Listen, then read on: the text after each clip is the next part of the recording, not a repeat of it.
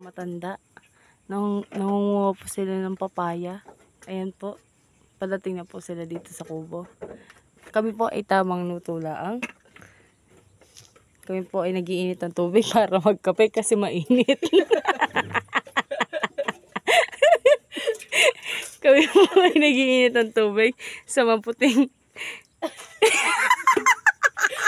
Hindi na ni Papa din. Malinis siya. Tapos yung... May awakan niya na dinala dito. O ngayon, tignan niyo po yung kulay itim na. Ang loob. Kaya po, ayun na po, hindi na matanda. Ayun na po, ayun na, malapit na po sa atin yan. Nangunguha po sila ng papaya. Naka-lima po silang papaya. Kailangan po namin kumuha ng papaya. Wala ka po kami makain.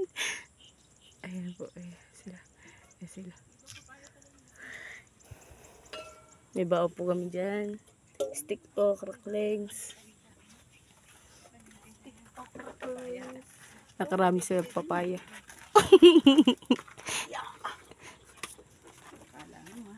Nag-harvest kami ng papaya.